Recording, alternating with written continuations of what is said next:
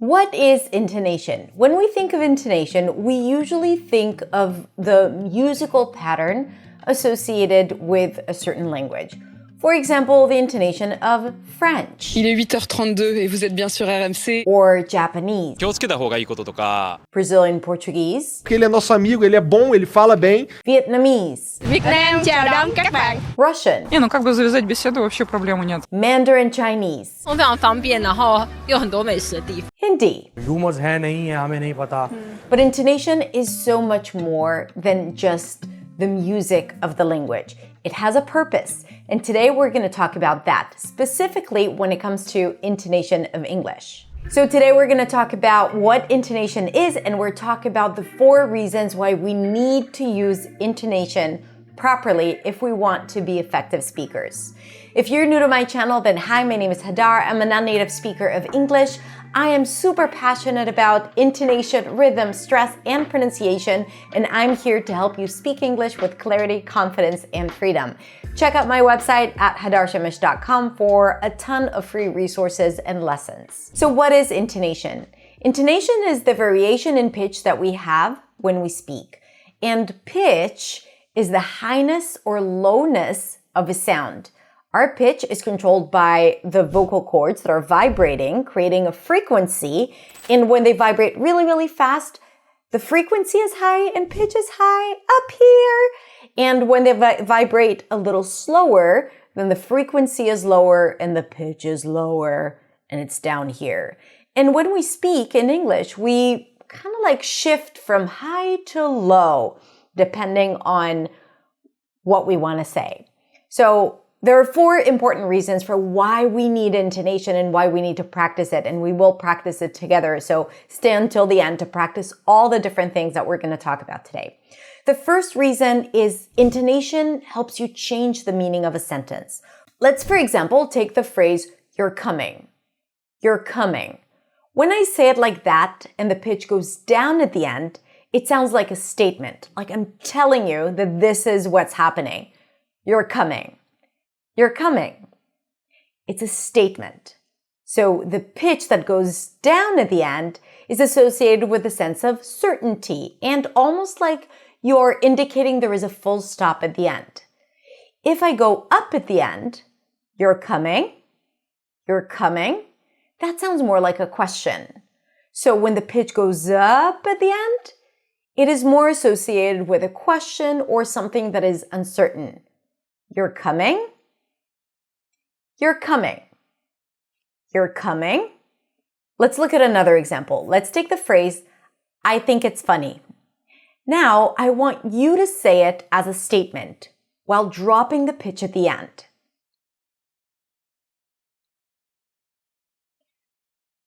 I think it's funny. I think it's funny. So yeah, sounds like a statement. Now, let's lift the pitch up at the end, as if you're asking a question. Try it. I think it's funny. I think it's funny. Right? The fact that I lifted the pitch at the end indicates that I'm actually asking a question. Now, true, it's not structured like a question. If I wanted to ask a question, I would have probably said, do I think it is funny? But in spoken English, in colloquial English, sometimes a statement can turn into a question simply by lifting the pitch at the end. So it's not grammatically correct, but you will hear it being used. By the way, I prepared for you a PDF with all the different examples and additional examples and an audio practice for you to practice with and follow along. And it's absolutely free. So you can just click the link below to download it or just go to hadarshamish.com/intonation practice. So as you see, intonation patterns, whether you go up or you go down at the end, indicate the meaning of the sentence, whether it's a statement or a question. Another important reason why we need intonation and why we need to use intonation properly is because intonation helps us highlight important words in the sentence and by that convey our full intention or what we actually want to say. And also understanding it and recognizing that people use intonation to convey nuances in speech will help you become better listeners and to understand context better. So, in English, when we stress an important word, what we do is we usually lengthen the vowel, the key vowel in the word, and we also change the pitch, usually raise it higher than the rest of the sentence. So, for example, let's take the sentence, we should invite him to the party. The way I said it now is more of a neutral intonation. I didn't emphasize any word in particular, and probably I would use this intonation if I just came up with this idea of, oh, we should invite him to the party, and I wanted to share that idea that I had. But if I decide to highlight the first word by using pitch, listen to the difference in the meaning. We should invite him to the party. We should invite him to the party. Again, the normal way is we should invite him to the party. When I highlight we by using pitch and length, I change the meaning. Can you feel and hear the difference? We should invite him to the party. In this context, I emphasize we because I want to say not that we should invite him to the party, but it should be us who invite him to the party. What if I change it to should? We should invite him to the party. I would say that, emphasizing should by going higher in pitch, if someone else doesn't think that we should invite him to the party. But we should invite him to the party. And if I stress him, we should invite him to the party, not her, right? So I change the meaning by putting the emphasis on him by raising the pitch. See how important intonation is? What if I choose to highlight the word party? We should invite him to the party, not for lunch, or not for the dinner that is planned before. So we should invite him to the party. Okay, now let's put it into practice. I'm going to show you a sentence on the screen, and then I'm going to underline one word. You will need to read it out loud, emphasizing that one word that is underlined by going higher in pitch. Are you ready? Now, first I'm going to say it without highlighting any words. I didn't say she stole his money. Now, say it highlighting this word.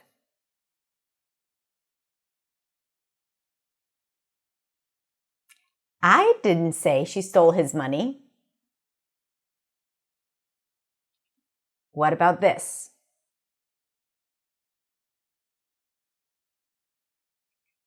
I didn't say she stole his money. Now this. I didn't say she stole his money.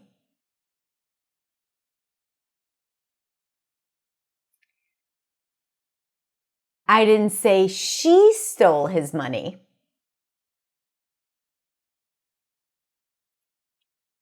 I didn't say she stole his money. This.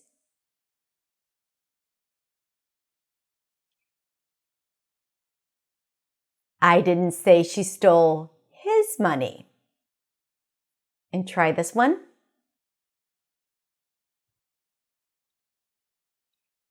I didn't say she stole his money.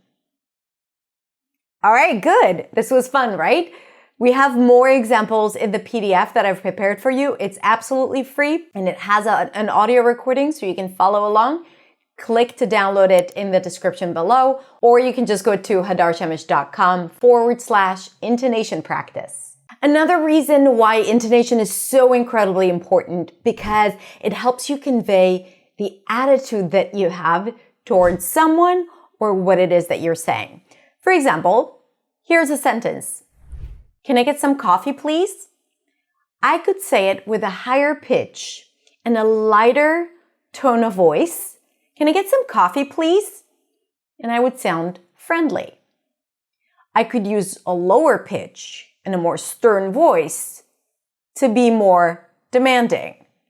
Can I get some coffee, please? The music of how I say it, the pitch, and the quality of my voice determine my attitude. And again, this is really, really important because sometimes we're not even aware of it. And we might bring the patterns of speech that we have in our first language, and they might clash with what is expected when you say a certain thing, trying to sound a certain way in a different language, in our case, in English. Now, I have a lot of videos about tone of voice and how to sound polite. And if you want to watch those, I'm going to link them in the description below. If you're listening to the podcast, just check out the show notes. But right now, we're going to look at the differences of common phrases, and then you will see how intonation is so incredibly important to deliver someone's attitude. Let's take the word really. If I lift the pitch up, sounds almost like a question, and I use a higher pitch, really? I sound surprised or excited. If I use a lower pitch, really? I might sound a bit more scared or anxious. When I drop the pitch down, really? I sound dissatisfied, really?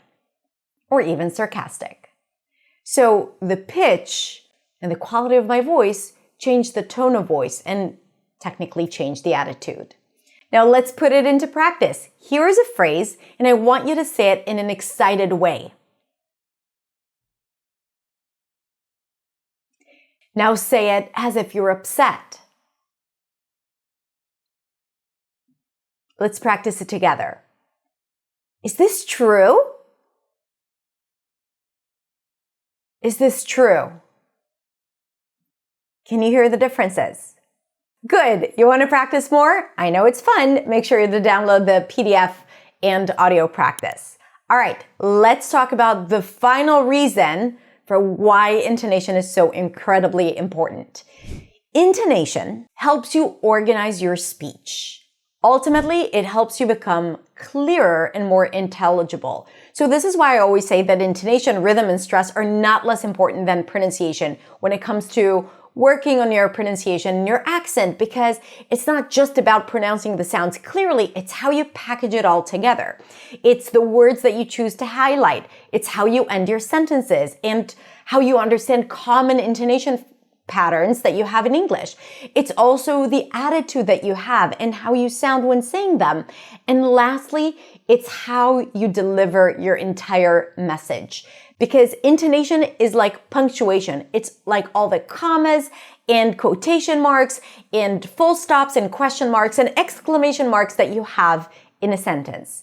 For example, intonation helps you organize your speech and also sound more interesting and engaging.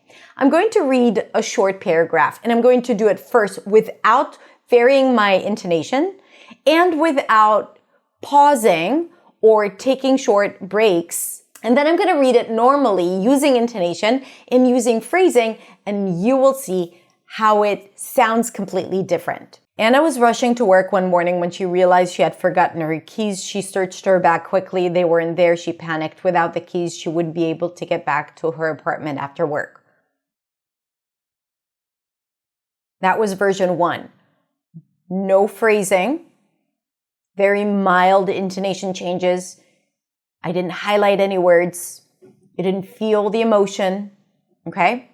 Option number 2. Anna was rushing to work one morning when she realized she had forgotten her keys. She searched her bag quickly, but they weren't there. She panicked. Without her keys, she wouldn't be able to get back into her apartment after work. Okay. I bet that the second version was easier for you to digest and easier for you to understand. Why? Because I punctuated it for you. I took certain pauses right before places I wanted to highlight or after a group of thought, and that helped me organize my speech and for you to understand it better. I also highlighted important words, so even if you didn't understand everything that I was saying, you could follow the words that I highlighted. Follow words highlighted. And the way I did it is through pitch and intonation and also rhythm. So I did play with the length of the words that I wanted to stress. So as you can see, intonation is really important also to organize your speech and to deliver a clear message. So let's wrap up. The first reason for why we want to use intonation is because it helps you change the meaning of the sentence from a question to a statement. Also, it helps you highlight important words and convey subtle nuances or help people understand the context of what it is that you're saying. Intonation is also the tone of voice and the attitude that you have about what you're saying or how you're responding to someone. So that is also really important when it comes to communication. And lastly, intonation helps you organize your speech and helps people understand you better by using phrasing, pauses, intonation patterns, by highlighting words, and connected speech. Okay, that's it. Make sure to download the free PDF that I have for you with more exercises and audio practice to follow along. And if you'd like to explore more intonation and learn more with me about intonation, rhythm, stress, and pronunciation, then you should definitely get on my waitlist for New Sound. New Sound is my signature program that is designed to help you transform the way you speak English. It's my signature pronunciation and prosody course. Prosody is intonation, rhythm, and stress, and it goes really deep into everything that I talked about today and so much more. So I'm going to put the link to the wait list in the description below. So make sure to sign up to be the first notified when we open doors for New Sound. All right, everyone, thank you so much. If you have any questions, ask them in the comments below. If you enjoyed this video, share it with your friends. Hit like and subscribe if you haven't yet. Have a beautiful, beautiful rest of the day, and I will see you next week in the next video. Bye.